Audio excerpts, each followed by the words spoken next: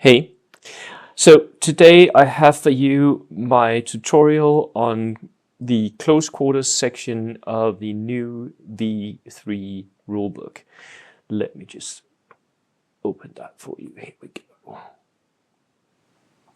So, V3 close quarters, a tutorial, and this is more or less a basic tutorial for beginners or for people just reading through the rulebook. I'm just pointing out, as I've done in all my tutorials here, the new things, the rules as written, cut down to the very, very basic. No explanations. I'll give you the explanations. Right. So today I'm going to go over the close combat procedure, how you declare targets, the measuring move distance, the target then reacts, moving assault units, and the fight, the winner regrouping, and then at the end I'll do a little bit of a what's new segment, because this has been massively changed from version 2. So the new close quarters procedure is that you declare your target, then you measure the move, the target then gets to react.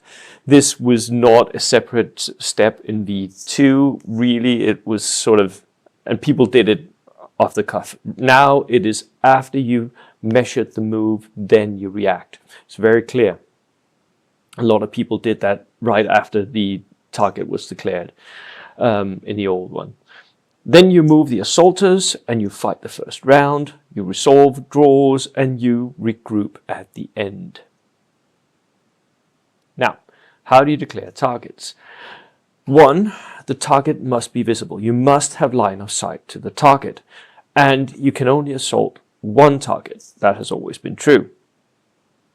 If you're pinned, you need to take an order test, just like getting all other orders. And the order must be a run order. Now, ideally, I would have wished the Warlord Games had been a little more specific here, because basically you're using your run order as an assault order, as a close quarters order, instead of using it as a run order.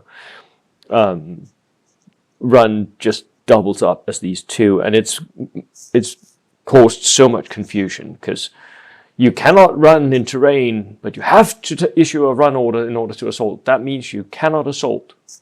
Not really, it's just very confusing. But you issue a run order, it has to be a run order, it just doubles up as an assault order.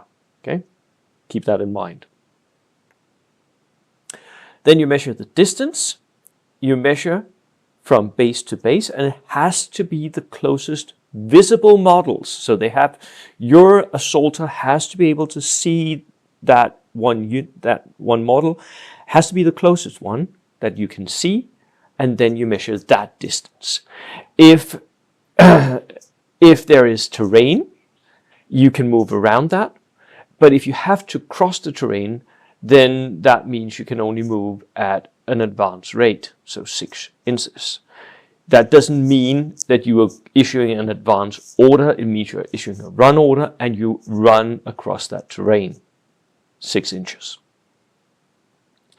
If you cannot reach the unit for whatever reason, because you're going around terrain or because you're too short, your eye measurement was off, then you move as far as you can towards that unit, keeping that 1 inch separation between the two units. Reactions. And remember, you measure, but you don't move. Then you react. You can react by opening fire. And there you always count as if your weapons are in range, but with the cover of where the unit stands, the assaulting unit stands at the start of their charge. That's why it's important that you don't start moving your troops yet. The opponent has to react first. Then, so you open fire, which also means that if you have 6-inch weapons, flamethrowers, pistols, whatever, even though the charge is from 12 inches away, you can hit them. because you count as if you're in range. And it's just a normal shooting. You put a fire order down on your unit, the unit shoots, and that's it. There are a few cases where this is changed up a little bit. So if the charge starts within 6 inches, so you're pretty close already to that unit that you want to charge, that unit can no longer react by firing, because that's called a surprise charge. It simply happens so quickly that they cannot bring their weapons to bear. They're already in close quarters. They're fighting man to man instead.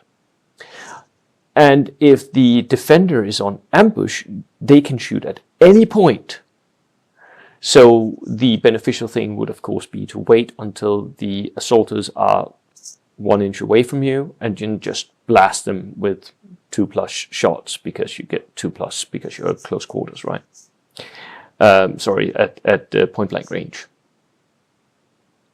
The final thing that may change up this is that if you have a fixed weapon, then that fixed weapon can only shoot if it's in the arc of the weapon. It cannot turn to face and shoot.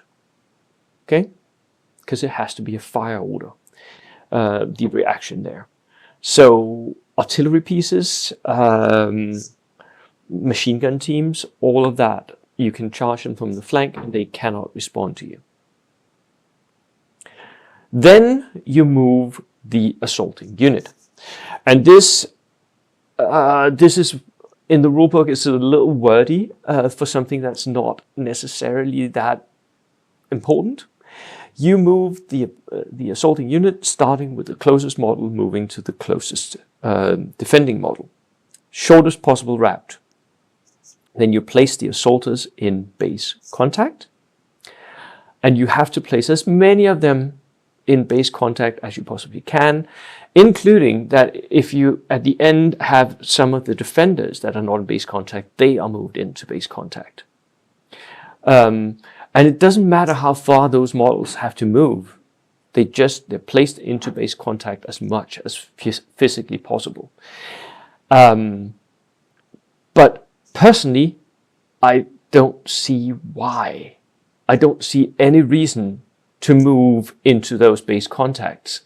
It's aesthetically pleasing that everyone has to someone they fight with, but it's not really needed for the rules at all. It has no effect. So for me, that's sort of a weird one to have there. If anyone in the comments would like to go over that and just say why they think that is a thing. The only thing it affects is when you regroup afterwards, because you're placed in a weird position. But anywho. And then finally, you start the fight. Now, in normal assaults, you roll 1 dice per man and you fight simultaneously. If you're fighting someone who's inexperienced, you hit them on a 3+. If they're regulars, you hit them on a 4+. If they're veterans, you hit them on a 5+. And then both units remove the casualties.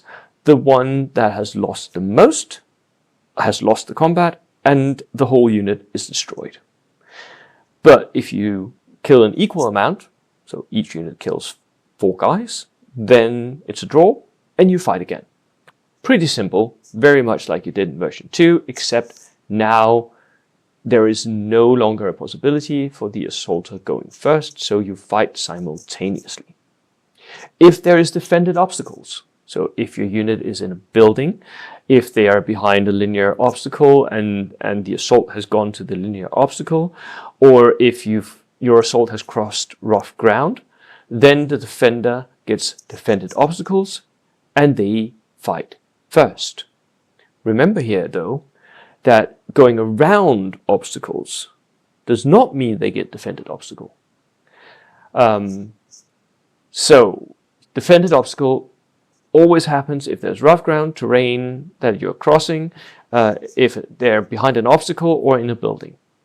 Though, one thing, if the defender is down, then the fight is simultaneous, because they're not actually defending their obstacle. They're just lying down, being afraid, right?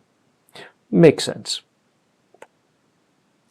Then we have the regroup move, the winner after that combat. And remember, there might actually be 2 units that are dead at this point, because that can absolutely happen. So there might not be a winner. But if there is a winner, the winner then has a move. It's a special move. It's d6 inches to sort of get the unit into cohesion and get them placed nicely after the assault. Remember that that move is a move, and as such can trigger ambushes. You cannot use that move to leave the battlefield, which sucks, because it was one of the ways you could assault something and then bounce off in development in version 2. You cannot do that anymore. You cannot enter transports, and you cannot normally enter buildings unless you're assaulting that building and just won that assault, and then you go back into the building, or you move into the building that you just won.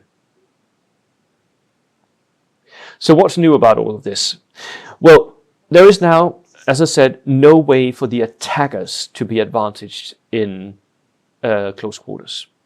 The attackers are at best fighting simultaneously.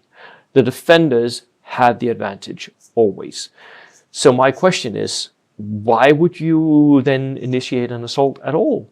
If the defender always has the advantage, why would I want to give them that advantage? I don't see the point anymore. And that's one of my main gripes with version 3, as I've stated multiple times. I think this is not good for the game, because it means that you're disincentivized from assaulting, which is part of the game. You're disincentivized from playing aggressively, from doing stuff, from moving out. Instead, you're incentivized to sit down and shoot, which can mean that the game will bog down. I'm not saying that it will. I'm not saying that version 3 is broken or anything. I'm just saying that this does have an inherent disadvantage to actually doing stuff. It also means that, for me at least, tactically, you need, if you want to initiate an assault, you need dedicated assault units. You need assault units that have special rules that benefit in assault. Otherwise, there's so much disadvantage in actually initiating that assault that I would not want to do it. I just wouldn't, because I mean, you're already fighting simultaneously, okay, but if the defender is fighting first, I don't see a scenario where it would make sense to charge them. So some dedicated assault units are now the only assault units for me. Polish Lancers, Gurkhas, maybe tough fighters, veteran fanatics, maybe. And the only valid targets for me now, tactically, would be weakened small units, teams, officers, soft-skinned vehicles, because all other units are now really dangerous to assault, because they will absolutely kill some of your men every single time now. Yeah. So, that is it. Thank you so much for tuning in. Next up will be weapons, and I will see you in that one. Cheers.